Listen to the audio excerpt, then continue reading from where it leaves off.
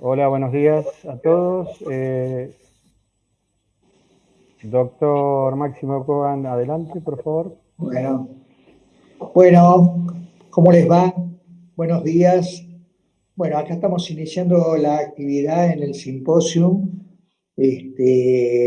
Y bueno, esto corresponde a la actividad para la presentación del café psicoanalítico, que está compuesto por diferentes integrantes, digamos, ¿no? O sea, los menciono: Guillermo Brustein, Beatriz Seltzer, José Sauvaler, Janet Rizun, Mercedes Bexir, estoy yo y también Máximo Kogan, y participa habitualmente asesorándonos Judith Kanzimper. Bueno, eh, como ustedes ven, el tema que estamos tratando es el tema sobre la amistad, y este es un tema que nosotros venimos tratando a lo largo de todo el año, que es una de las temáticas que nos pareció, como hacemos habitualmente en el café, que es una temática que de pronto abarca, digamos, a los psicoanalistas, pero también a otra gente afín a nuestra actividad, y que tratamos de hacer un intercambio donde participe gente de la institución y también colegas que son de otros ámbitos. De cualquier manera, les comento que, bueno, el café psicoanalítico anterior, realizado en el mes de julio, trató sobre las diferentes formas de la amistad, que aunque no la aclaramos, tenía una referencia al tema de la pandemia, ¿sí? Este, bueno, en el curso en esa oportunidad tuvimos como invitados a Ricardo Spector y también tuvimos a Alejandro Katz como invitados, y se realizó un diálogo muy interesante, digamos, ¿no? O sea, pero nos pareció, digamos, ¿no? O sea, que finalmente en el trato del tema de la amistad, el concepto era sumamente amplio y hacía que tuviéramos una dificultad para poder discriminar el concepto de amistad de otros conceptos, como podría ser el amor, la intimidad, el desarrollo, digamos, ¿no? O sea, entonces, a partir de ahí nos surgió esta idea que fue ampliar, digamos, el panorama de lo que íbamos a tratar, y entonces de ahí el título de esta mesa, digamos, ¿no? O sea, que es amistad, alianza, rivalidades, fanatismo. ¿eh? Bueno, mi idea es decirles algunos conceptos como para poder aproximarnos a una especie de continuidad, digamos, ¿no? O sea, con respecto a cómo veníamos tratando el tema, y tocar sucintamente algunos aspectos que se vinieron tratando, digamos, ¿no? O sea, y que me parecen significativos para retomar, digamos, ¿no? Bueno, este, Ricardo Spector se refirió a esta dificultad para abarcar el concepto de amistad y tomó la definición de la Real Academia Española, digamos, ¿no? O sea, en la cual la definición del concepto de amistad es que es un afecto personal, puro y desinteresado, compartido con otras personas, y que nace y que se fortalece con el trato, ¿verdad? Posteriormente, Ricardo cruzó esto, digamos, ¿no? Se relacionó con otras expresiones interesantes, como por ejemplo la de Borges, en el cual Borges, en el cuento El Indigno, dice que la amistad no es menos misteriosa que el amor, ni que cualquiera de las otras facies emocionales que forman parte de nuestro mundo emocional. También hizo una referencia interesante a San Agustín, donde San Agustín, refiriéndose al tiempo, pero que se podría extrapolar también al tema de la amistad, decía que si alguien no me pregunta acerca de la amistad, lo sé todo. Pero si alguien me lo pregunta, ya no sé nada, ¿verdad? Bueno, De cualquier manera, me gustaría volver un poco sobre el tema este de la definición de la Real Academia Española, porque esto es lo que ha llevado de alguna manera, digamos, a ciertas ideas y a cierta sensación de que el concepto es como mucho más amplio, digamos, ¿no? O sea, porque el afecto personal que se juega en el tema de la amistad dice puro y desinteresado, digamos, ¿no? O sea, y la verdad que nos pareció que a nivel de las relaciones humanas, esto puro y desinteresado en realidad no concuerda totalmente, digamos, con una realidad, digamos, porque el ser humano tiene diferentes aspectos y el interés aparece permanentemente, digamos, ¿no? O sea, por otro lado, dice que nace y se fortalece con el trato. Y este también es un tema dubitativo, digamos, ¿no? O sea, porque sí, nace, uno podría pensar en los primeros vínculos, ¿verdad? Pero también tiene diferentes formas, digamos, de desarrollarse en la medida del trato, ¿no? O sea, por supuesto que un aspecto importante de esto, de la definición de la Real Academia, digamos, ¿no? O sea, es esto donde es indispensable la presencia de un otro, ¿verdad?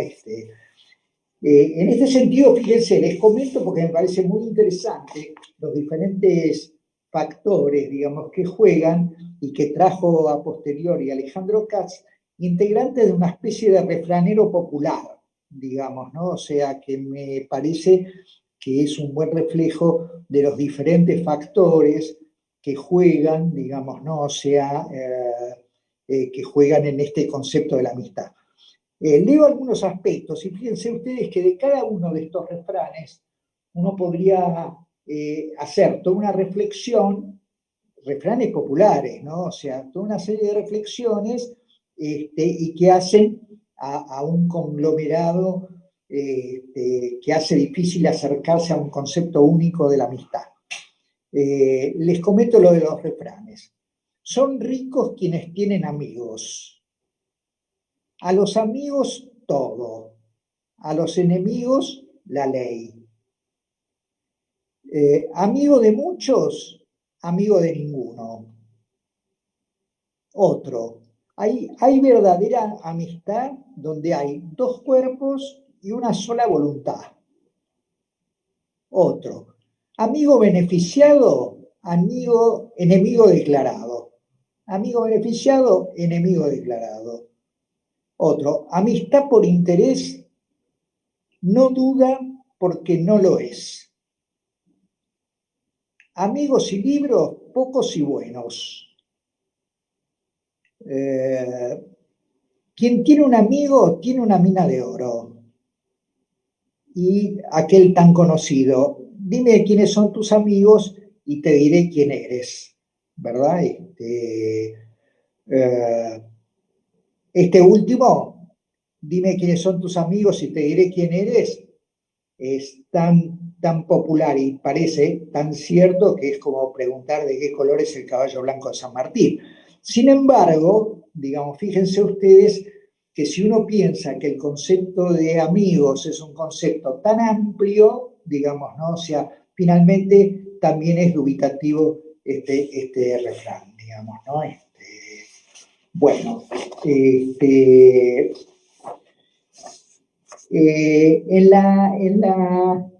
en la exposición que hizo Ricardo, este, mm, él mostró también algunos aspectos de su trabajo clínico en esta época de la pandemia y señaló algunos aspectos que le llamaron la atención en este tiempo, como ser expresiones en la comunicación virtual con los pacientes que antes no habían aparecido, digamos, o que aparecían muy poco, digamos, ¿no? O sea, como por ejemplo, ¿qué tal, cómo estás? Digamos, ¿no? O sea, o cuídate, o te mando un abrazo, acompañado a su vez por un tono emocional y personal pleno de significado.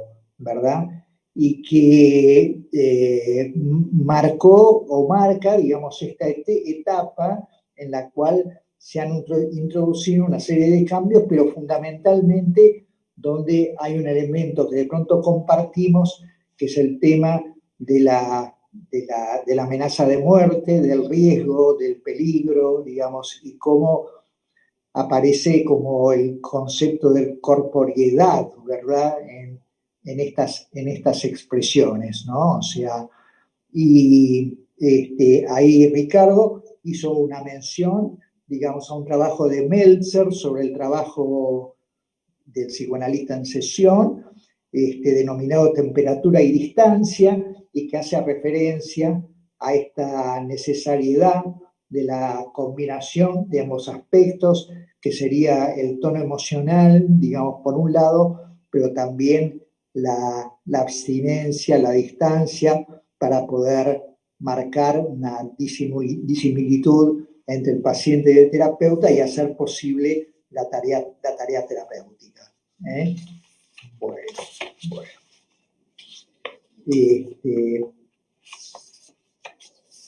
Bueno, ¿cómo andamos? ¿Llegó Yolanda? ¿Se conectó? No, está por llegar, pero mientras tanto, Maxi, quería decirle a todos buenos días, bienvenidos, y leer algunos saludos del público. Tenemos muchísimas personas que nos están mirando en un sábado a la mañana: Mónica Anra, Casilda Casado Sastre, María Cristina Morales, Verónica Huide, Perla Frankel, Patricia Oppel, Carmen Adán, Susana Tasman, María Rosa Yaquetti, bueno, muchísimas, Fernando Weisman, Jorge Catelli, Claudia Hamburgo, Esther Romano, todos saludando, y mucha gente viéndonos. Así que tal vez, Maxi, si le querés dar la palabra a Rafael, porque Yolanda está un poco atrasada, no sé cómo querés Sí, les comento, Yolanda está Yolanda tuvo un problema que se equivocó con el horario, y entonces está manejando y está llegando ya a la casa. En pocos minutos ya va a estar, digamos, ¿no? Aprovecho para comentarles un poquito más, digamos, y ubicarlos, digamos, en el clima de lo que venimos trabajando alrededor del concepto, ¿sí? Un tema que surgió, digamos, ¿no? O sea, del intercambio de ideas entre los integrantes del grupo, pero también con Alejandro Katz y con Ricardo Spector, es el tema de la verdad, digamos, ¿no? O sea, un aspecto que vertía Alejandro Katz era de que no siempre la verdad es toda la verdad es lo que permite, digamos, una amistad más cercana, digamos, ¿no? O sea, ¿verdad? Y planteaba inclusive si se podría tolerar en una relación de amistad, digamos, una verdad permanente, una verdad total, digamos, ¿no? O sea, y planteaba que quizá habría que pensarse en cierta hipocresía de la verdad, que implicaba cuidar la forma en que uno transmite la verdad para no provocar, digamos, daños en los otros, digamos, ¿no? En esto que mencionaba antes, con respecto a la definición y al tema de que una relación de amistad se desarrolla, digamos, también con el trato, es importante, digamos, como estábamos viendo, no confundir el tema del trato con una forma particular del tiempo, digamos, que sería como una especie de magnitud del tiempo, digamos, ¿no? O sea, por ejemplo, les digo esto a los fines de aclarar el concepto. Volviendo a Borges decía con respecto a la relación que tenía con Bioy Casares, digamos, ¿no? O sea, decía que tenían una amistad muy intensa, pero que ellos se veían solamente o se comunicaban entre ellos, en aquel entonces que no había quizá estos medios electrónicos, solamente 6 o 7 veces por año. pero la vivencia, digamos, ¿no? O sea, que él tenía permanentemente era una vivencia de un amigo entrañable, digamos, ¿no? O sea, y que cada vez que se encontraba con Bioy para hablar de las cosas de ella, de ellos y de las cosas de la literatura, sentía que permanentemente estaba con un amigo, digamos, ¿no? Bueno, este, eh, Alejandro Katz se refirió también al tema de concepto aristotélico de la amistad.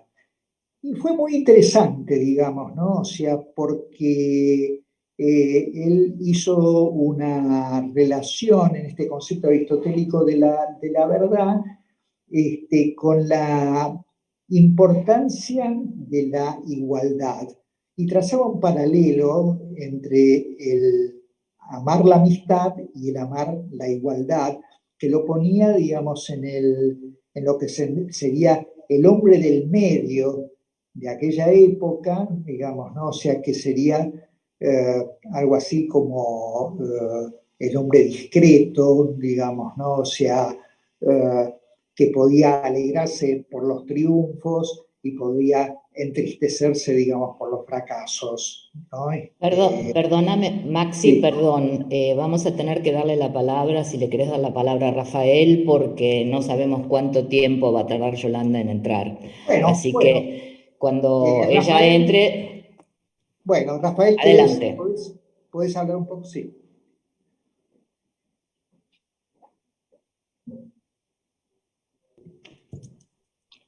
Bueno, ¿cómo les va a todos? ¿Cómo andás?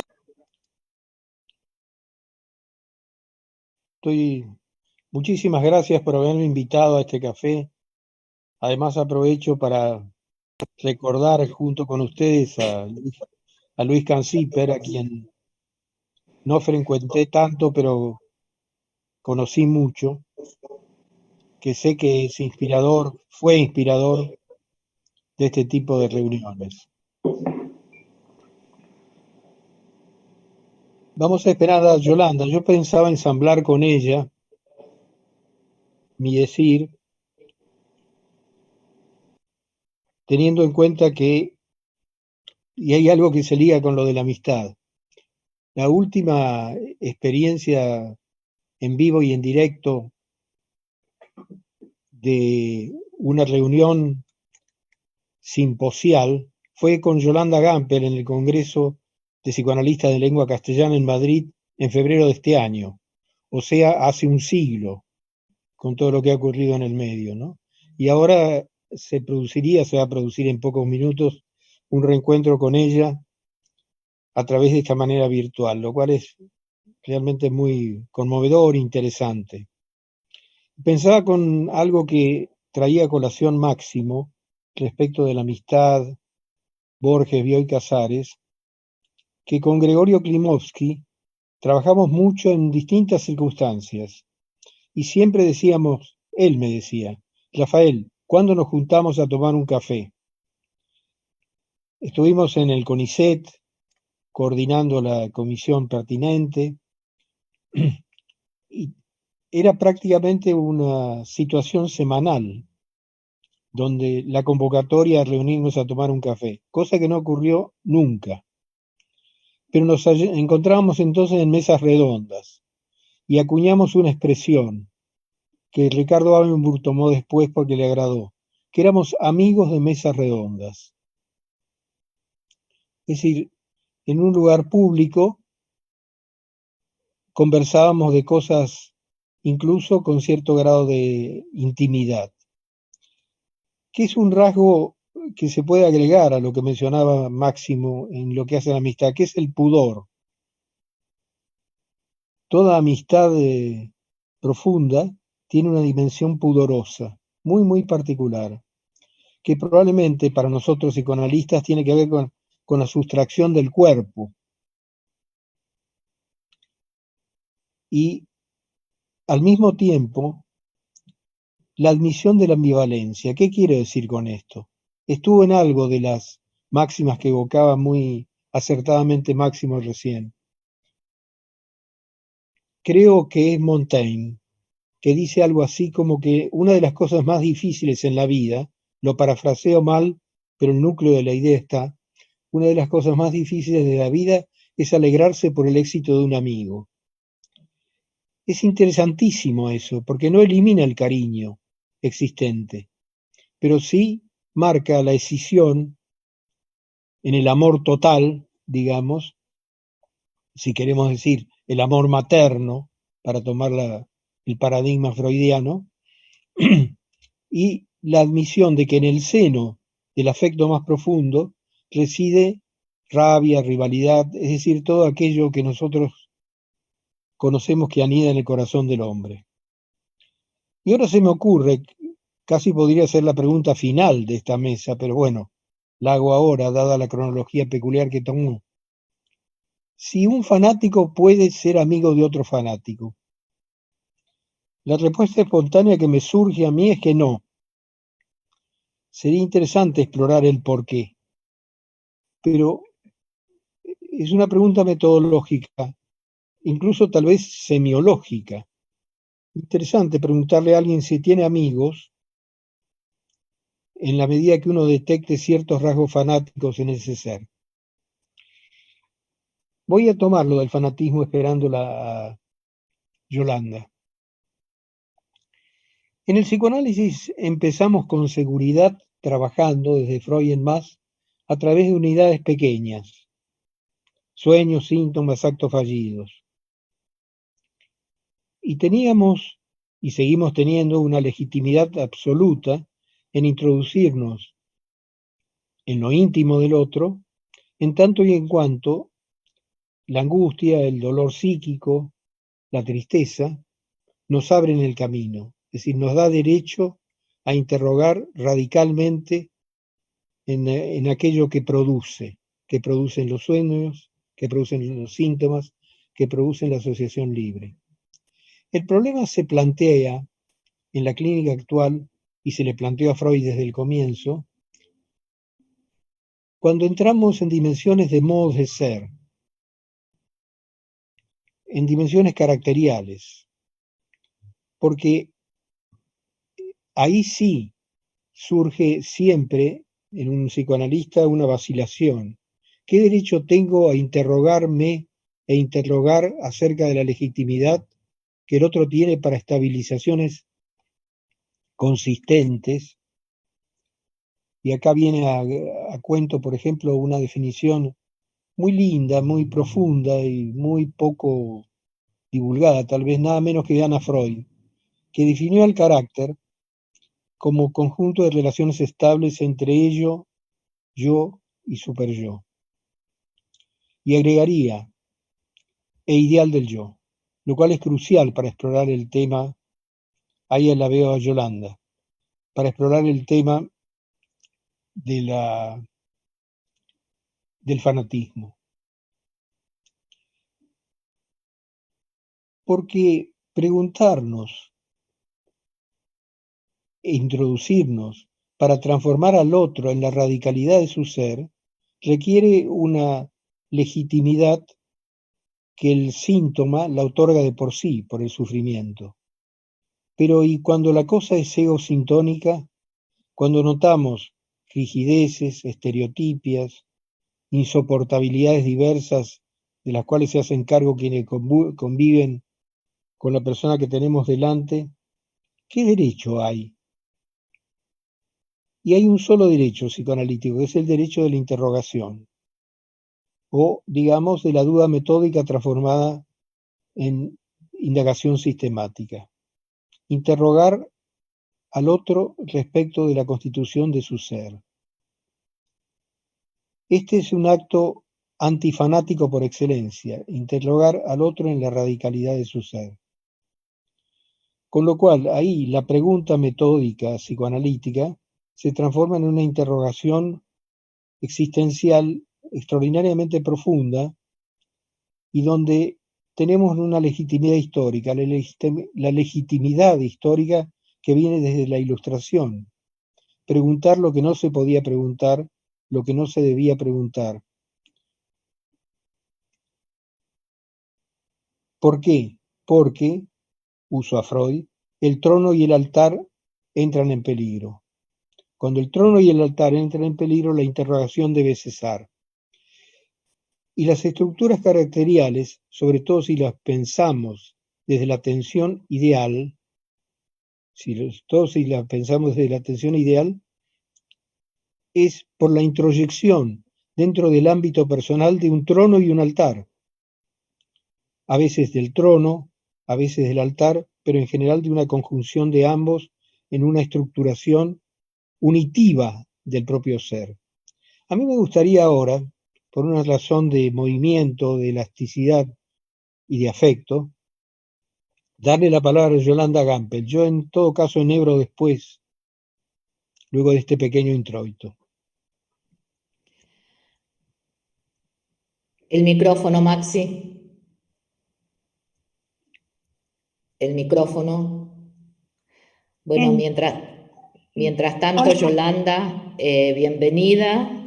Te estuvimos esperando ansiosamente. Lo lamento muchísimo porque yo creía que la diferencia son 6 horas y son 5 horas.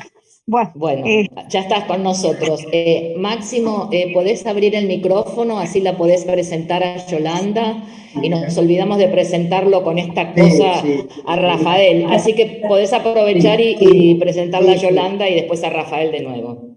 Dale. Bueno, Yolanda, ¿se escucha? Sí, perfecto. Yo escucho perfecto. Bueno, Yolanda es una antigua amiga de la casa, digamos, ¿no? O sea, muy querida por todos, y vive en Israel hace 57 años. Es profesora de la Universidad de Tel Aviv y de la Sorbonne, miembro de la Asociación Psicoanalítica Israelí. Escribió diferentes trabajos sobre niñez y adolescencia y sobre la violencia social política. Adelante, Yolanda, te escuchamos y después seguimos con Rafael de vuelta. Rafael, a mí, bueno, me interesó mucho escucharte, lo poquito que te escuché y el camino que vos tomaste, o sea, verlo dentro de la clínica, interesantísimo. Me dejaste en la mitad porque tenía preguntas también. Yo encaré esta intervención desde un lugar completamente distinto, no sí desde el lugar de la clínica, pero bueno, van a ir escuchando. Cuando yo vi ese título, Amistades, Alianzas, Rivalidades,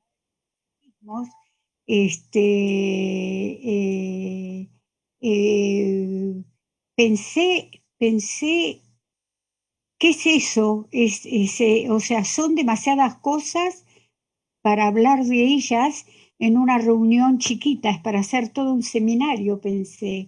Y pensé que estos 4 conceptos se dan en el mundo y los individuos en conjunto de relaciones, en grados de potencia diferenciales, en cantidades intensivas entre un máximo y un mínimo. Se trata, por ende, de relaciones, de alianzas y de vínculos.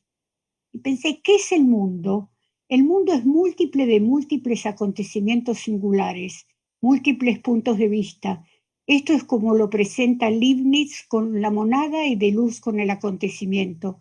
El sujeto es la noción individual que contiene dentro de sí los estados del mundo, sus series, sus puntos de vista, y cada individuo expresa de manera clara y distinta una porción de esa totalidad y contendrá en forma confusa y oscura el resto en forma pequeña percepción.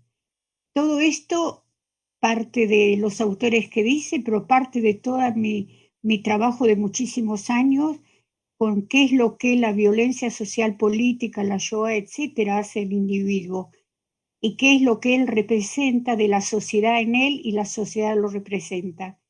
Siguiendo a Leibniz y a Deleuze, en el proceso que desenvolvieron del punto de vista en matemática y en filosofía, donde está desde un punto de vista toda la multiplicidad, pues por cada curvatura plegada, a saber, por cada flexión interna, por cada curvatura puntual, hay múltiples maneras de tocarla. Son infinitas las tangentes que pasan por inflexión de las curvaturas del material. Hay entonces infinitos puntos de vista. El mundo está plegado en cada modada y plegado de modo múltiple es el sistema nuevo del mundo. Pero de luz es un mundo que es un mundo barroco, porque están los pliegues y están los puntos de vista. Y yo pienso que hoy en día nosotros vivimos en múltiples hogares barrocos, envueltos en conchas barrocas, donde se dan múltiples posibilidades de desarrollo, pero también múltiples posibilidades de destrucción, las dos al mismo tiempo. ¿Por qué hablo de todo esto?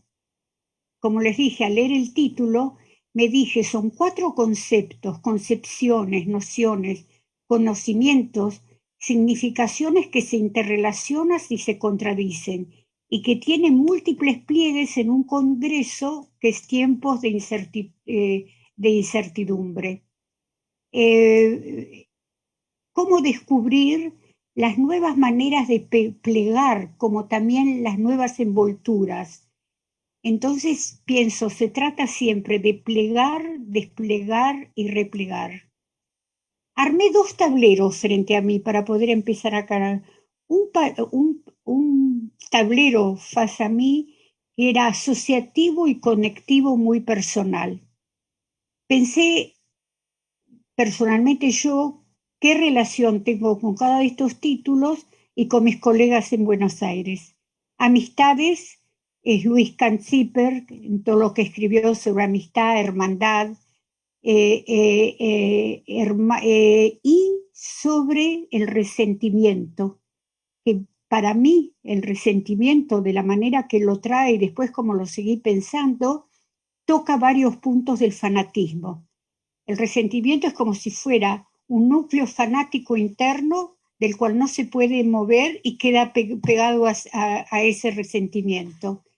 Después pensé alianzas, pensé en todo en Janine, en Isidoro, en los vínculos, en Caes, con los vínculos inconscientes, pensé en los trabajos de Chegoyen con los vínculos perversos, en donde en todo esto hay amistades, alianzas y rivalidades.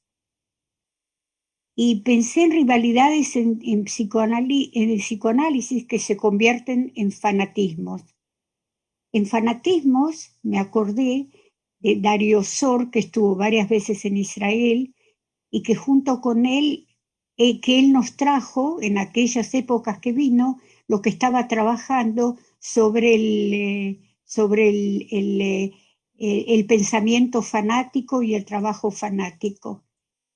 Y pienso en todo, en los fanatismos, en todas las discusiones con Julia Brown, con Marilú Pelento, con Janine, nuestras intervenciones en la clínica y en el trabajo que hacíamos fuera de la clínica, Shoah y violencia social. Y después hice un tablero de entrelazamientos antónimos y sinónimos y la complejidad de todos los términos. Amistad, hermandad, enemistad, lo ominoso y la alteridad. No podemos hablar de fanatismo sin hablar de creencias. La idea fanática o dogma y su cualidad fanática, que es contraria al pensamiento tolerante. El fanático no es justo, no es equilibrado, no es ponderado, es todo lo contrario.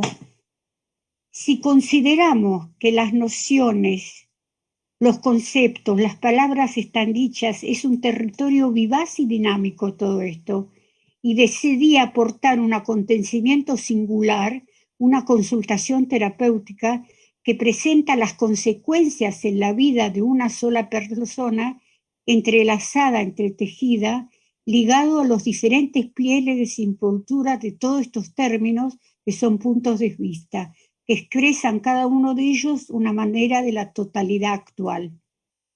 Enero de 2015, París, Charlie, Israel.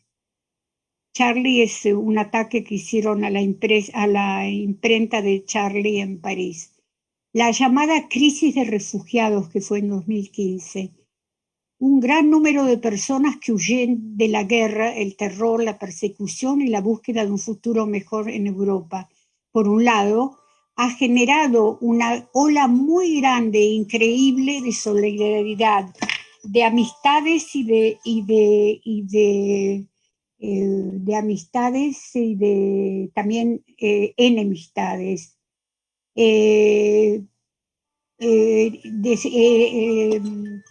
Estaba la crisis de los refugiados. Voy a cortar el teléfono para que no me molesten.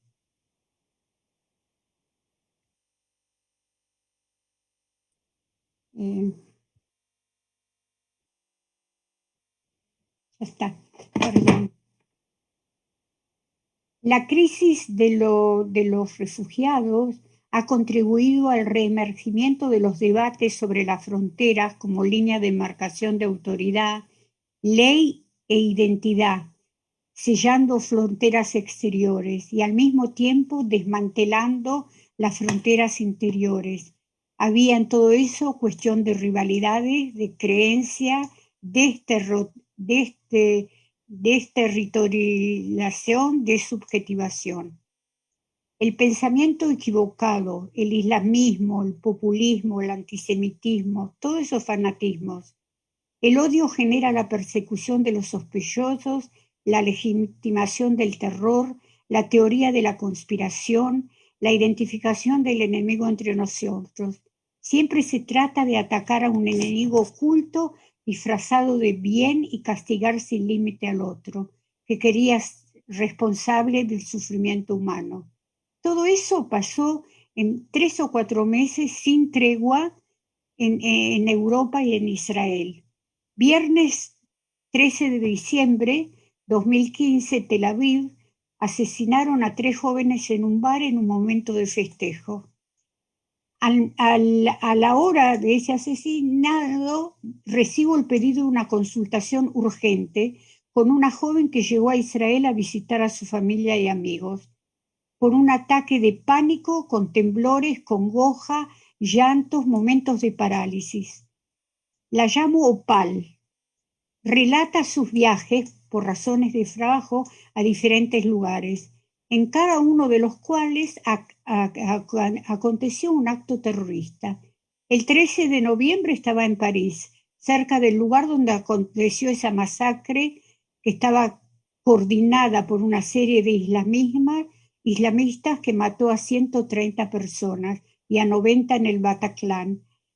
Luego su viaje a Bélgica, y se quedó en el tren, pues todo que fue paralizado porque tenían mucho miedo que los islamistas se escaparon a Bélgica. Entonces cerraron todo y tuvieron agentes más o menos horas y horas en los trenes sin saber si dejarlos entrar a Bélgica o volverlos a París. Y ahora llega a la mañana acá y hay un ataque en un lugar de diversión festejando un cumpleaños en la calle Dizengoff. Me pregunta si yo conozco un lugar en el mundo con un contexto de paz. Pensé en todo lo que escribí yo sobre el background o frame of safety, el lugar de tranquilidad, de seguridad. En 2 frases le relataré lo que fui aprendiendo de su historia, ya que la continúo viendo todos los días de esa semana. Fueron surgiendo momentos álgidos, dolorosos, imposibles de su vida en relación a la violencia social política, al fanatismo, a la rotura de alianzas imposibles de contener y elaborar, fascismo y racismo, arrogancia, mesianismo, todo eso en un proceso acumulativo que la llevaron al exilio a buscar en el planeta Tierra un lugar de transición. Opal es de Sudáfrica, donde los episodios de ataque, de rapto y de asesino son continuos. Ella en su trabajo fue asediada a cuchillazos, otra gente en la oficina murió, ella se salvó, pero en los 2 días que siguieron se fue de Sudáfrica, se exiló, vagó por el mundo. Los temblores disminuyeron, La angustia y el miedo están, pero en un estado que le permite trabajar y comunicarse con los otros. En el quinto encuentro, la tonalidad de ansiedad está en disminución, pero hay una fragilidad tan grande, relata un sueño y aparece un state of mind de tristeza, un estado de espíritu de tristeza.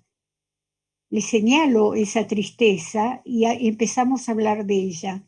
Hasta ahora no habló ni de tristeza ni de dolor, habló y contó solo desde un lugar de una impresión nueva, de algo que ocurrió que no tenía nombre y cómo fue acumulándose.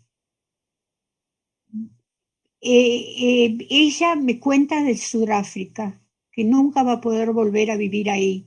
Es un país hermoso con una naturaleza magnífica, donde siempre pensó poder vivir, en las montañas y bosques, y que no sería nunca más posible. Y relata otros episodios horribles que pasó de ataques a casas lejanas por bandas violadoras y asesinas. Nunca podré ser libre para decidir. Miedo hoy es incertidumbre del dolor, anuncio del sufrimiento, la experiencia sin fin que el mundo va mal. Fundamentalismo, integrismo, fanatismo, dogmatismo, sectarismo son distintas manifestaciones de una radical intolerancia frente a cualquier vértice nuevo en nombre de la defensa de una idea que se pretende eterna. Todas las personas nos enfrentamos en la vida cotidiana a situaciones de incertidumbre. Estas se viven con un malestar, como lo vivimos ahora con la pandemia, que es necesario tolerar hasta que se encuentren elementos que confirmen la hipótesis que hemos pensado para explicar esta situación. Pero lo que yo quise traer a través de Opal es la consecuencia de todo ese conjunto en el lado de lo negativo, de alianzas, enemistades, rivalidades y creencias también, y los fanatismos. Puedo parar acá y seguir después. No sé cómo eso se junta con lo tuyo, Rafael. Le damos Excelente, entonces, me parece que podemos hacer un intervalo y le damos la palabra a Rafael y después también abrimos un poquito al público. Aprovecho para decir lo que no dije antes, que son, quién es Rafael. Bueno, Rafael es muchas más cosas de las que voy a decir, pero es miembro de la SAP, de la Sociedad Argentina de Psicoanálisis, psicoanalista dinámico y profesor honorario de la Universidad de Buenos Aires. Quiero decir también que tenemos entre nosotros a Adriana Pérez Alarcón, que nos va a asesorar con el tema de las preguntas por Facebook.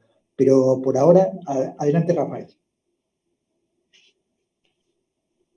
Bueno,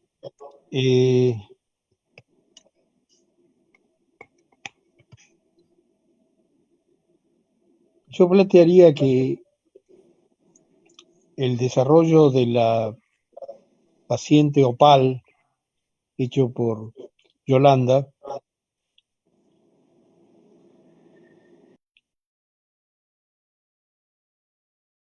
plantea una serie inmensa de cuestiones,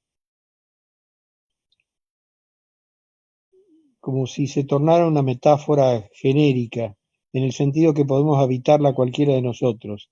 La errancia, real o simbólica, en busca de un lugar donde las cosas estén tranquilas, para decirlo de la forma más simple posible, con una mundialización que hace que estemos sobresaltados por lo que ocurre a distancias extraordinarias en el lugar en el cual habitamos, o en el propio lugar.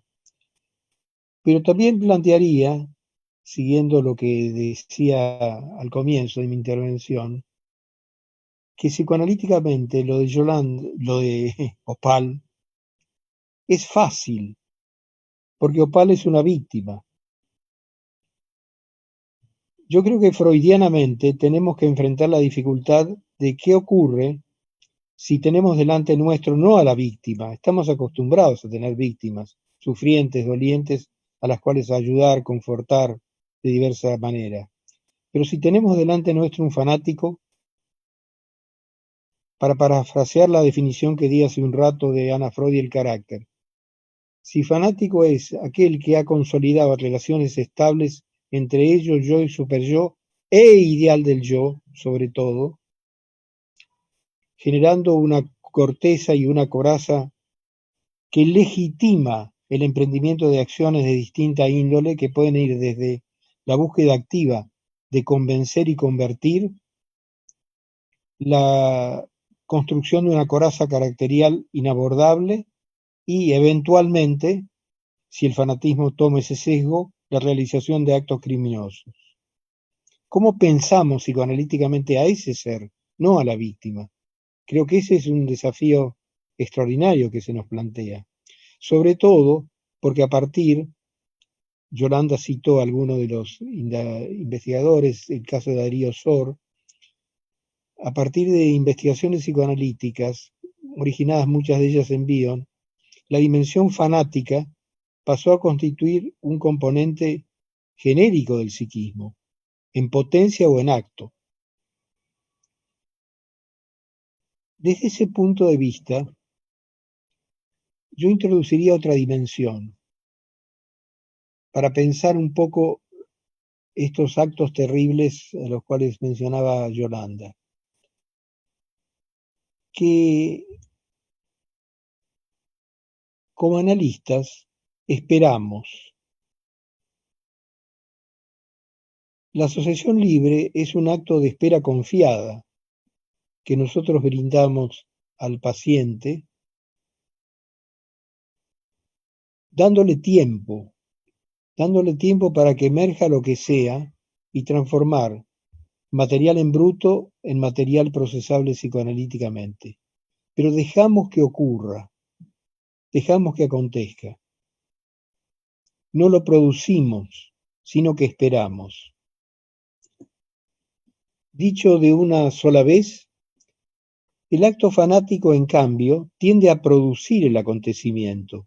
Acá podemos apoyarnos y recurrir a todos los desarrollos actuales, muy inspirados en Badiou, sobre todo, sobre el acontecimiento. El acontecimiento, valga la redundancia, es algo que tiene lugar, que acontece y que sorprende, incluso a aquellos que deseaban que algo sucediera. Pero el acontecimiento no es conocido en su contenido. Por eso es que es clave la fidelidad al acontecimiento. Cuando uno interviene en la sesión psicoanalítica, se produce algo que uno anhelaba que surgiera pero que no sabía en qué consistía. Y luego uno trabaja sobre la sorpresa para uno ir analizando de aquello que se ha suscitado a través de la espera confiada en la asociación libre. En cambio, el pensamiento fanático tiende a producir determinado tipo de acontecimiento. Precisamente esa es la característica del ideal, operando como parásito de los procesos psíquicos. La vectorialidad, el saber qué es lo que se va a producir, que puede ser la salvación personal a través de un acto homicida y la producción de una ruptura en el orden existente a través de un acto de extraordinaria violencia y de repercusión que se espera sea lo máximo posible. Estamos en las antípodas del pensamiento nacido de la Ilustración y del pensamiento analítico, que es esperar lo que no sabemos qué es para luego trabajar sobre ese desconocido y sobre la incertidumbre. Creo que ahí es donde podemos asentar unas bases diferenciales cruciales. Fidelidad al acontecimiento que no sabemos en qué va a consistir. Esta paradoja de incertidumbre es lo que el pensamiento fanático anula, aniquila y frente a lo cual tiene temor. Por eso que termino con esto, este momento de intervención, Por eso es que lidiar con el ideal es una de las cosas más arduas psicoanalíticamente, porque da una estabilidad y una perdurabilidad que elimina la fragilidad constitutiva. Podemos pensar que Opal también estaba en busca de un ideal.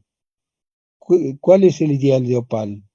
Es un ideal geográfico, un locus, un lugar donde no ocurra lo que ocurre. Ahora, el ideal de Opal es un ideal constituido desde el terror y desde la huida. Por lo tanto, en primera instancia, es un ideal totalmente comprensible con el cual uno puede empatizar y que constituiría un albergue para su miedo, siempre que no se reúnan muchas opales en un lugar para vengarse de los daños infligidos, con lo cual entonces se revertiría, por identificación con el perseguidor, el ideal destructivo del fanatismo. Por ahora nada más.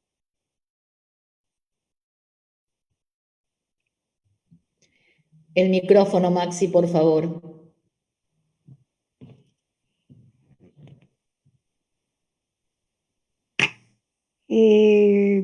Sí, Adriana, ¿Cómo? nos contás un poquito de las preguntas que hay, si es que hay preguntas. Hay millones de comentarios y millones de preguntas. Por ejemplo, Ana Españuolo de... Ahora te vamos a dar la palabra. Voy a leer un par de preguntas y de comentarios. No, millones, un montón. Millones, somos así exagerados nosotros. A lo Bueno, Buenos Aires. a lo argentino, tal cual. Ana Spagnuolo de Lumato nos dice: qué buen tema la amistad y qué difícil de mantenerla a pesar de las circunstancias adversas. Diana Ponce dice algo bastante gracioso: mis amigos son unos atorrantes, como decía Juan Manuel Serrat.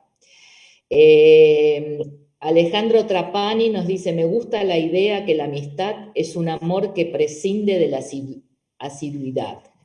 Después tenemos elogios para Máximo. Catalina Martino dice: Máximo, muy interesantes los comentarios de la amistad y los interrogantes abiertos. Beatriz Elser: buenísima la pregunta. ¿Solo el fenómeno de masa los une? Diana Ponce dice: para una amistad auténtica es necesario haber sublimado los sentimientos hostiles, envidia, rivalidad, al menos tenerlos conscientes y evitar actuarlos. Gilla Zafore dice: recuerdo lo que decía Canciper sobre la amistad, que es una hermandad elegida, por lo que me parece que se dan los diferentes sentimientos fraternos, pero en un lazo social exogámico. Diego Lupa Arelo pregunta: ¿cuál es la articulación entre la amistad y el proceso analítico? Eva Ponce dice: dudas en cuanto al no rotundo de Rafael respecto a la amistad entre dos fanáticos. Y termino con esta, después seguimos. Irene Ogle dice: para Rafael, si el fanatismo está ligado a la ideología como conjunto de representaciones, ¿cómo ligamos a lo mítico aquello que aparece como interrogación? Bueno, ahora dejo acá y los que quieran contestar, tenemos muchas más preguntas. No digo millones, Bueno, gracias. Yolanda, algunas. Gracias, Adriana. Yolanda, ¿querés opinar algo con respecto a esto? Mira, me gustaría, tengo dos líneas a elegir. Una de las líneas es comentar lo que ahora Adriana trajo, que la mayoría de las preguntas y los comentarios están basados sobre la amistad. Quisiera traer algo que pensaba traer después, lo que pienso que es importante, como contrario al fanatismo, como contrario a otras cosas, la relación de amistad no es una relación de poder, sino de confraternidad solidaria. Y en la amistad se desactivan en gran medida las relaciones de poder que impiden su surgimiento. O sea, en el momento que hay una relación de poder, ahí no puede haber amistad. El problema entre amigos es quedar relacionados sin ser penetrados, quedar conectados sin estar comprometidos. Nietzsche pregunta, ¿eres un esclavo? Entonces no puedes ser amigo. ¿Eres un tirano? Entonces no puedes tener amigos. Simone Weil señala que cuando alguien desea subordinar a un ser humano, subordinarse a él, no hay ninguna traza de amistad. A partir de eso, pensaría, ¿qué es ser analista? O sea, si como Rafael dice, hay preguntas y cosas que son imposibles de hacer, nosotros no podemos imponernos a determinadas cosas, quiere decir que si nosotros como analistas buscamos un camino en donde no se funciona con poder y con teorías y con lo que se debe hacer, sino como algo que se preserva, que impide que todas esas cosas, que nos subordina y que el paciente no está subordinado, hay entre líneas ahí una amistad. Eso con respecto a la pregunta sobre la amistad, lo que pienso. Y con respecto a lo que Rafael tú dijiste, me parece un punto importantísimo el que vos traes, importantísimo y dificilísimo. Yo pienso cuánta gente que realmente tiene un carácter fanático, no sé si tiene noción de ese carácter fanático, él no sabe que lo tiene, llega a tratamiento. ¿Cuánto tiempo un carácter así va a aguantar tratamiento? Porque una de las cosas más maravillosas una de las cosas más maravillosas del fanatismo, que pienso, que anula el cambio y disminuye el dolor de la incertidumbre, y descubrir algo potencialmente desagradable. Son pacientes que ahí van a hacer el parate en el momento que vos querés traer algo que tiene que ver con el dolor, con el sufrimiento, con el descubrimiento de algo. La idea fanática renuncia a todo eso y renuncia también a su identidad personal, porque el fanático tiene una identidad colectiva, está fuertemente identificado con el grupo con el que comparte su fanatismo. Mi experiencia. Perdón, Yolanda, perdón, le tenemos que pedir a Máximo, por favor, que cierre el micrófono porque hay una interferencia, si no. Gracias, Bueno. Maxi. Yo trabajo en Israel.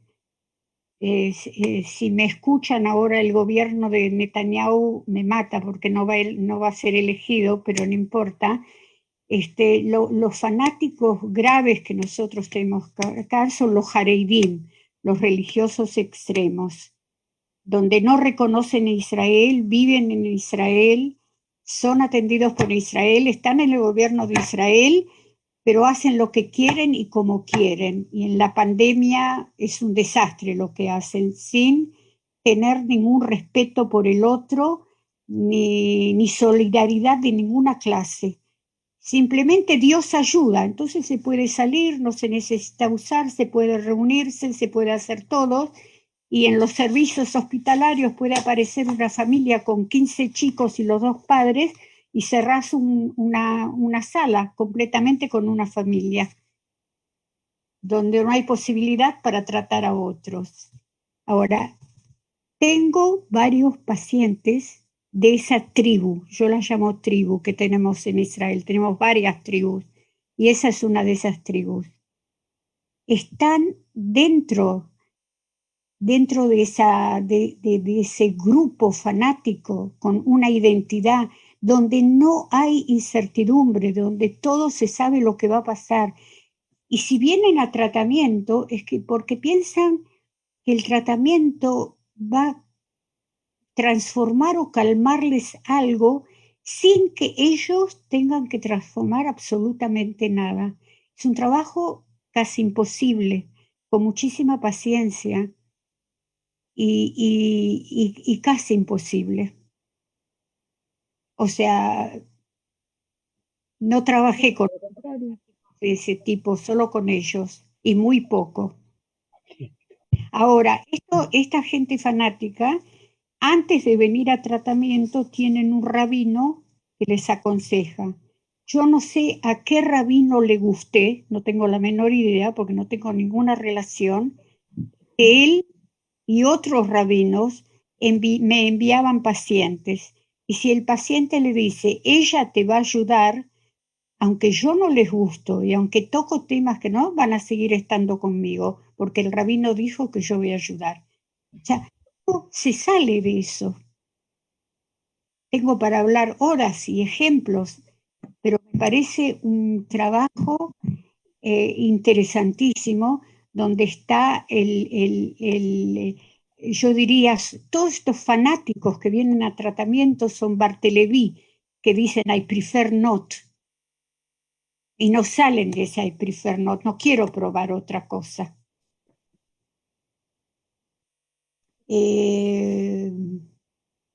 Una pequeña cosa, Yolanda. Dale, Rafael.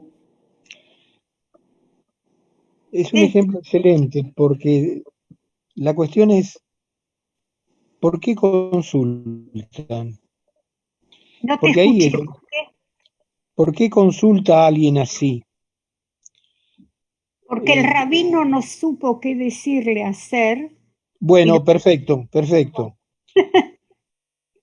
Alguien no supo qué decirle, alguien que se supone Es un una autoridad. sujeto supuesto saber, no supo qué decir. Bueno, ahí comienza el psicoanálisis y ahí comienza la Revolución Francesa. Esa persona que se pregunta, en ese mismo momento, quiebra el caparazón idealizante y el estado de grupo funcional idealizado y heteroidealizado. Y entonces hay posibilidades para que la ilustración abra su camino. Por eso vos dijiste al principio de tu intervención reciente que pensaba que, dijiste literalmente, que Netanyahu te querría matar por lo que dijiste. Sabemos que estás hablando metafóricamente. Sabemos que estás hablando metafóricamente, pero eso, Sí. eso es lo que ocurría efectivamente en determinadas etapas históricas y lo que puede volver a ocurrir recurrencialmente. Hay una anécdota muy interesante que se me ocurre ahora del lado cristiano. En la época de la herejía de los albigenses, en la ciudad de Albi, donde estaban todos reunidos protegidos detrás de los muros de Albi, se le encomendó a un caballero católico tomar la ciudad. El caballero es una figura muy conocida en la historia francesa, Godofredo de Bouillon. Alguno lo habrá oído nombrar, porque el apellido es muy bonito. Entonces se planteó un problema metodológico, porque le dijeron que entre y liquide a los albigenses, a los heréticos. Entonces dijeron, ¿cómo hacer? Porque también hay católicos que viven en la ciudad. Entonces Godofredo de Bouillon respondió lo siguiente, esta es la frase memorable: mato a todos, Dios conocerá a los suyos. Es decir, él ejecutaba la liquidación absoluta y los que eran buenos se iban a salvar por la existencia de Dios. Es decir, ahí estamos en el anti-respeto al acontecimiento que señalaba yo, siguiendo la línea del amigo Badiou, en tanto y en cuanto él sabía lo que Dios quería. Es el cese absoluto de la incertidumbre, el saber lo que Dios quiere, es decir, la posesión del ideal, no ya la subordinación a un ideal. Es muy interesante, porque el gesto omnipotente, infantil, diríamos en sentido técnico psicoanalítico, es que no es que se subordina a un ideal, se posee el ideal, y del ideal surge la certeza absoluta y el derecho a vida y muerte sobre los herejes, sobre los que no transigen con ese tipo de formulación. Perdón, Maxi, Mercedes Mercedes, quería hacer una intervención y quería hacer un par sí, de preguntas a la mesa. le iba a dar la palabra a Mercedes, justamente.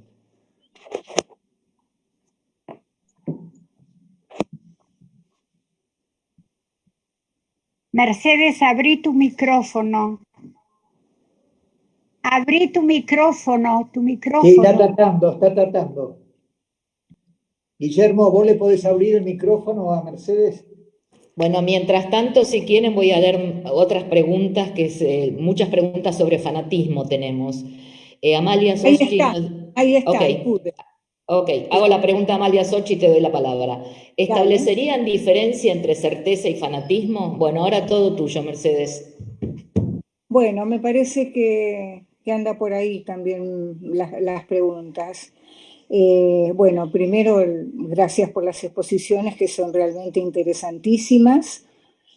Yo quería preguntarles si piensan en relación a la clínica psicoanalítica siempre, si el fanatismo supone siempre una patología preexistente o concreta o puede llegar a concretar una tentación que todo sujeto tiene en lo profundo de sí, que es el deseo de certeza, la exclusión de toda duda y la exclusión de todo conflicto. Es decir, si se puede pensar que muchos sujetos, dadas ciertas condiciones de la escena social, pueden quedar expuestos a esta tentación. Bueno, tengo alguna otra, pero bueno, cuando Adriana me vuelva a dar la palabra. ¿Alguno quiere participar? Mercedes, ¿no querés, perdón, ¿no? ¿No querés decir otra de las preguntas? Así después se las pueden contestar. Ah, bueno, sí, que me gustaría también poder pensar, que me digan qué piensan, qué diferencia se podría hacer, porque creo que hay diferencia, entre potencialidad psicótica y potencialidad pasional o potencialidad fanática. Es una diferencia que yo sigo de Piero Lanier, que me parece importante para la clínica. Bueno, está. Gracias, Adriana. Yo quiero decir dos cosas. En general, no puedo hacer porque no tengo estadística y no hice un seguimiento de este grupo que viene a tratamiento, que es muy difícil. En general son personas que están en estados o una neurosis obsesiva, compulsiva, impresionante, que esconde una psicosis, o un estado psicótico, que finalmente la manera de decirle al rabino que los ayude, la única manera es de decirle que los mande a un psiquiatra, donde allá van a cumplir con lo que tiene que hacer. No quiere decir que busca un camino para salir de eso y curarse. Y estaba pensando, y que estoy completamente de acuerdo, Mercedes, la posibilidad del fanatismo como como otro semen que tenemos en nuestro alma, que por ahí el afuera nos ayuda a desarrollarlo, o por ahí una situación muy aguda y extrema de nuestra vida, como dio el ejemplo Rafael, que esta chica, si se junta con otras chicas que pasaron por lo que ella, se pueden convertir en un núcleo fatático. O sea, que el afuera puede hacerlo. O sea, y es interesante la diferencia, como Freud, que no sé, trataba el fanatismo. En la carta que él le escribe a Einstein, en febrero, hace 90 años, él le ratifica su orgullo de ser judío, de pertenecer a la Universidad de Jerusalén, porque era como miembro del Consejo Administrativo. Y él ratifica su profunda pertenencia al pueblo y a la cultura judía y agrega respeto al sionismo, su solidaridad sin compartir lo que él llama, no fanatismo, se llama elegantemente, extravagancias sagradas. Me encantó, o sea, porque es uno de los pasos para el fanatismo. No lo dijo, no lo quiso decir. Y aclara enfáticamente su desprecio por toda forma de fanatismo. Pensaba y teorizaba que toda posición extrema genera más extremismos y agudiza nuevos fanatismos, posición a la que sin duda él se adhiere.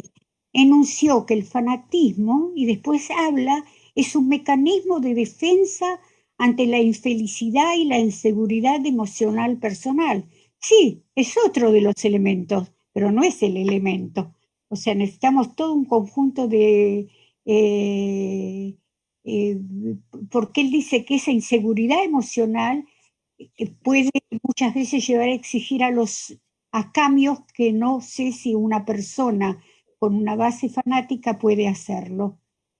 Y en otro lugar que él habla de los fanatismos, muy interesante, que no nombramos acá, yo estoy siempre entre lo social y el mundo externo del psicoanálisis.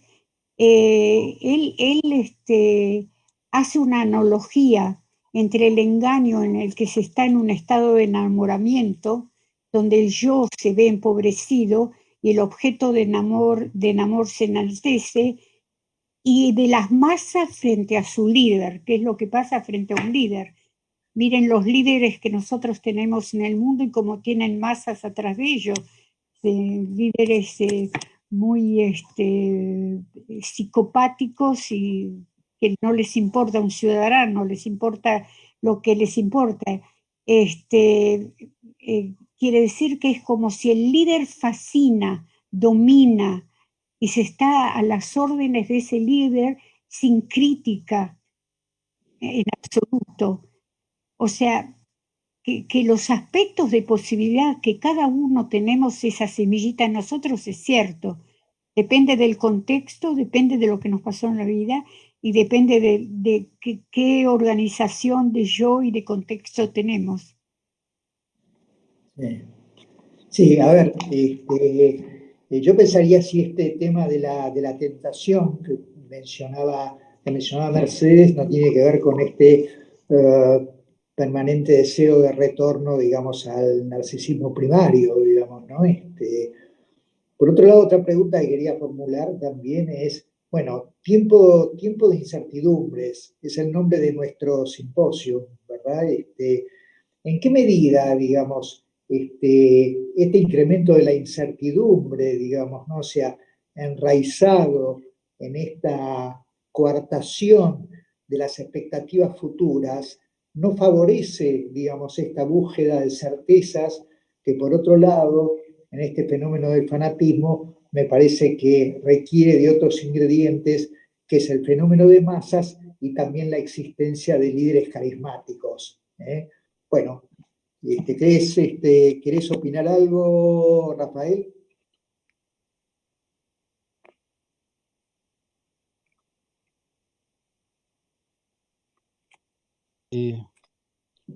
Bueno, me convocan, opino.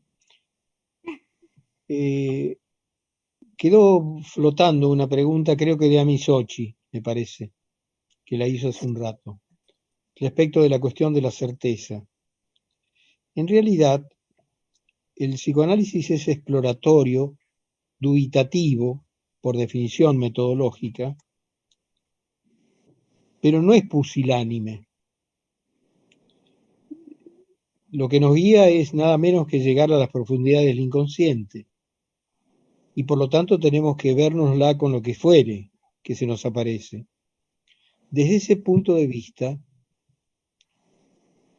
lo que ocurre en tiempos de incertidumbre es que tenemos que resistir la tentación de constituirnos en líderes mesiánicos, aunque sea en chiquito, en el recinto del consultorio o a través del dispositivo vincular que sea dado por la pandemia. Porque de ahí que lo que se observa empíricamente en muchísimas situaciones es un refuerzo de los mecanismos de holding, de los mecanismos más primarios a los cuales se hacía alusión recién también. Para decirlo de una manera casi elemental, uno tiene que ser lo más bueno posible, lo más amparante posible en estas circunstancias, pero sosteniendo el compromiso de verdad psicoanalítico. Es decir, está el escuchar, dar espacio y cabida a la catarsis, soportar las quejas, de las cuales uno participa también por las condiciones imperantes, pero mantener nuestro elemento diferencial, que es aquello que nos determina éticamente en la relación con los pacientes. Bueno, estás sufriendo mucho por la pandemia, estás aislado por la pandemia, tenés miedo, como yo, de contagiarse, tenés tal cuidado, tal otro descuido, descuidos maníacos en determinado momento. Todo ese halo extraordinario de sintomatología novedosa, pero que enraiza en las sintomatologías tradicionales. Y ahí es donde lo que tenemos que sostener es el sí, pero. Sí, pero. Todo esto tiene cabida, pero la interrogación acerca del porqué, de razones más profundas, de ambivalencias, de incertidumbres, la repetición, el famoso asunto de la repetición, ¿qué otras cosas así ocurrieron, no con esta espectacularidad ostensible? Es decir, lo que quiero sostener a todo trance es que el compromiso psicoanalítico de verdad y sistematicidad no tiene que cesar por las condiciones excepcionales, porque estamos para sostener la incertidumbre. Y termino con la diferencia entre la certeza analítica y la verdad fanática. La certeza analítica se sabe temporal. Uno interpreta porque considera que lo que está diciendo es verdad, pero es una verdad puntual, circunstancial, que inmediatamente va a ser puesta a prueba en el momento siguiente de la sesión o del proceso analítico. Mientras que la verdad fanática es una verdad absoluta, es una verdad atemporal. La temporalidad es una característica del mundo humano. La atemporalidad es una característica del mundo fanático porque son como dioses. Sea, aunque estén en situación reverencial, conocen en plenitud la temporalidad divina, lo cual da derecho a todo. En cambio, nosotros tenemos la temporalidad de la sesión, la temporalidad de la intervención, la temporalidad del instante, la temporalidad de la fugacidad.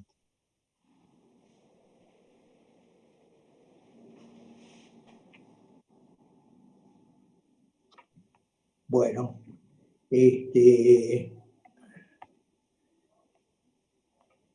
Adriana, ¿tenemos alguna pregunta más? ¿Cómo vamos? Como le gusta a Yolanda, millones.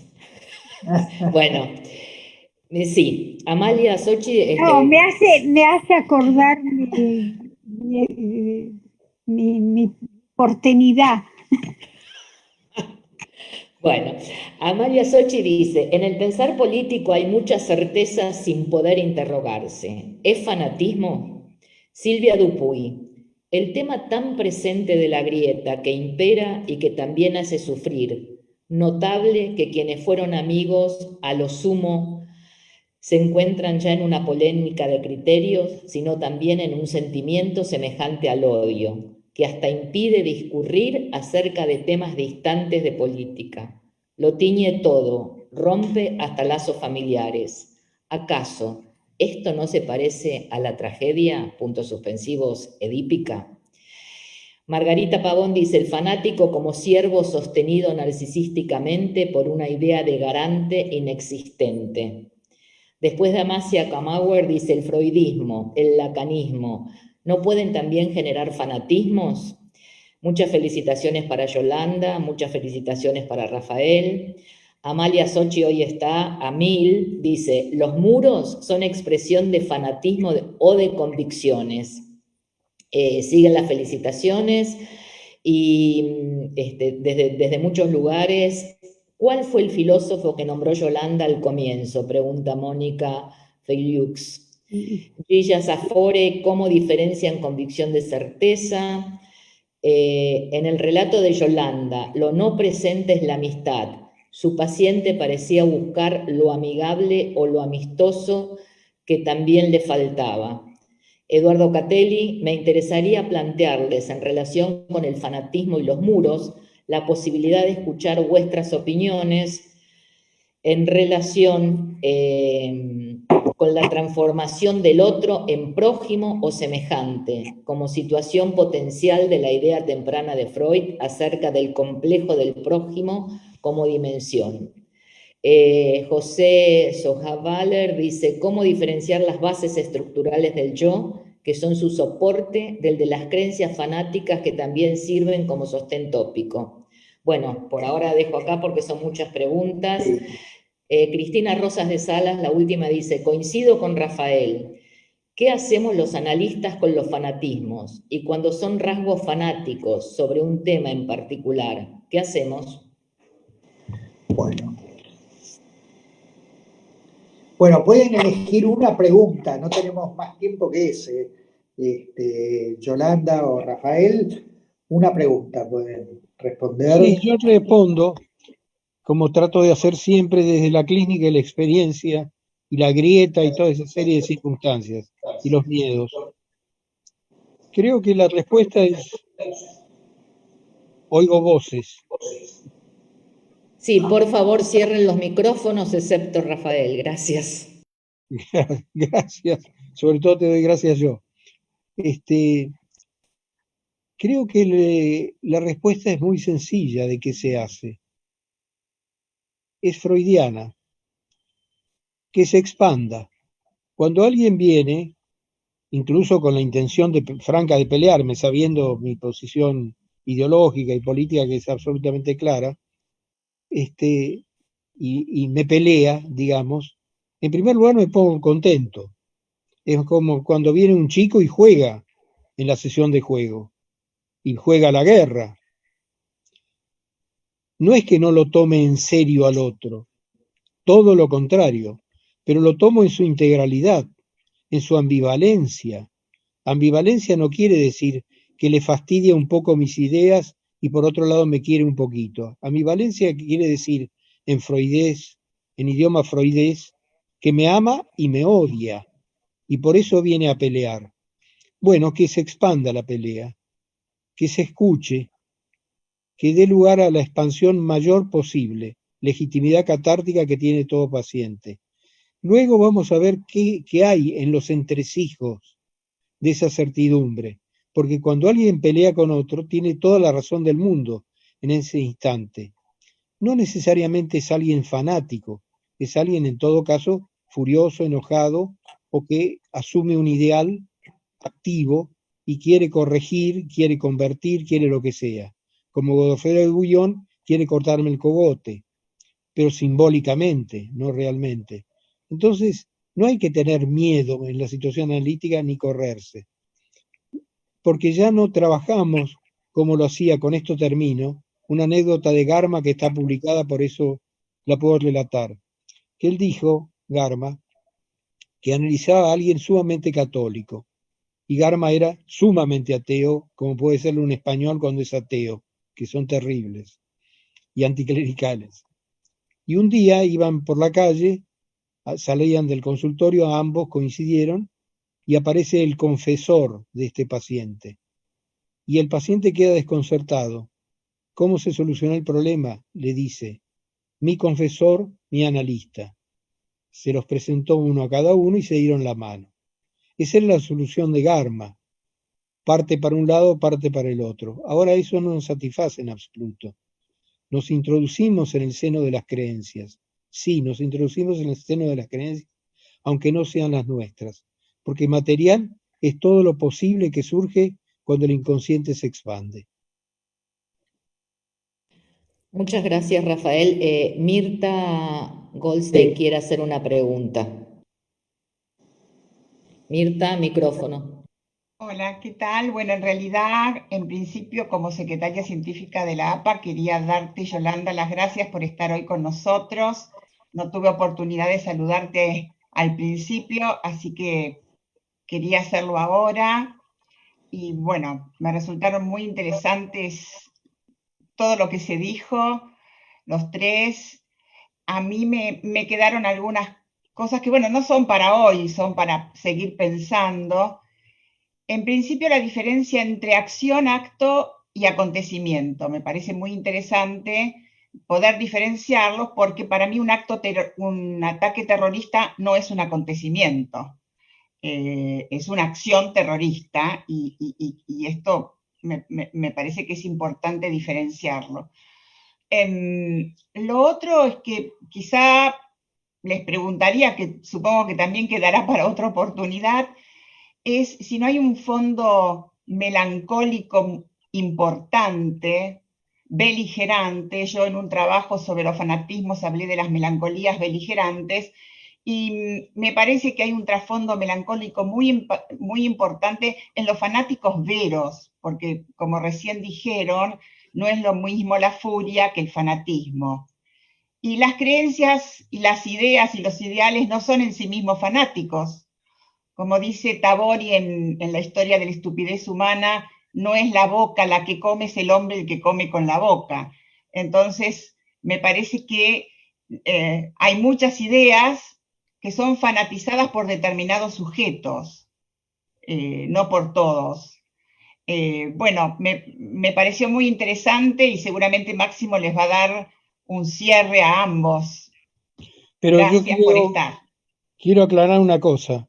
Lo que yo dije Dale. respecto del acontecimiento es que la ilusión omnipotente del fanático es producir un acontecimiento, no aceptar que el acontecimiento se produce. Bueno, Yolanda, alguna palabra de cierre, Yolanda, de Bueno, últimas. quiero decir, voy a ver, como digo, tres cosas que quiero decir corto. Yo pienso que no estamos en tiempos de incertidumbres. Toda la vida el principio de certidumbre nos acompaña completamente. No sé si yo voy a bajar las escaleras y me voy a caer o no. Puedo caerme. O sea, lo que nosotros, la gente en general, para poder vivir un poquito más tranquilo, no tenemos en cuenta el principio de incertidumbre y hacemos un blind eye, cerramos un ojo a esto. En la realidad aparece la incertidumbre con toda plenamente, frente a la cual nosotros tenemos que ver cómo hacemos para cambiar algo y poder contener eso. Pero eso ocurre para mí en todo análisis y en todo trabajo que hacemos todo el tiempo. O sea, y especialmente de quien aprendí muchísimo. Yo trabajo hace muchísimos años con chicos autistas. Los chicos autistas me enseñaron muchísimas cosas básicas.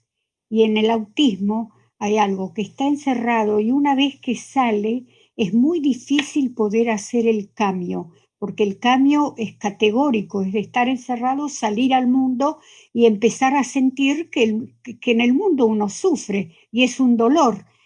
Entonces es toda una época donde el analista tiene que estar en una manera de contener a ese chico para que tenerlo en brazos casi, y poder dejarlo salir y soportar el dolor de las cosas que están pasando.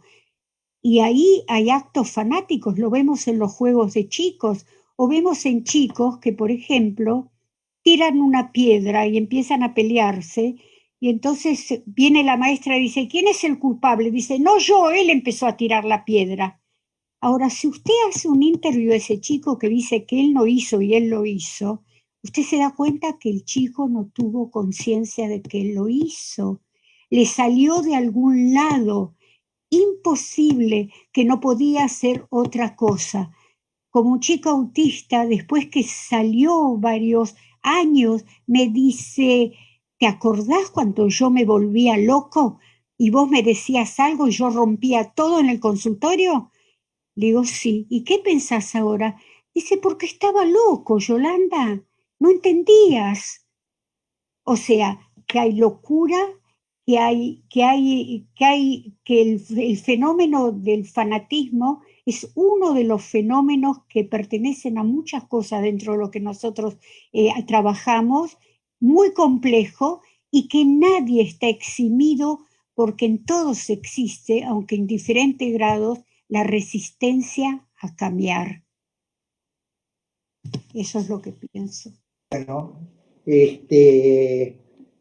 Bueno, seguramente quedan muchos comentarios pendientes, digamos, ¿no? O sea, no sé, se me ocurre en este momento, si alguien tiene algún comentario, digamos, o algún interrogante más, les doy mi mail, maximocogan@gmail.com, y yo lo traslado al grupo y lo traslado también a los participantes, si es que podemos generar un diálogo que no termine abruptamente acá. Bueno, les agradezco muchísimo a todos, la verdad, ha sido un lujo y una dulzura tenerlos a ustedes, tanto a Yolanda como a Rafael, acá con nosotros. Es como esto de la amistad, traerlos a ustedes acá con nosotros después de haber compartido otros momentos tan caros. Me adhiero a algo que dijo la vez pasada Guillermo Brustein, frente a una posición un poco pesimista de Alejandro Katz. Entiendo que Guillermo dijo, bueno, pero a pesar de todo la amistad continúa. A pesar de todo lo estamos intentando. Y después de todo no nos va tan mal. Quizá el simposio sea un poco una manifestación de eso. Un abrazo grande para todos. Muchísimas gracias. Hasta luego, gracias a ustedes. Hasta luego.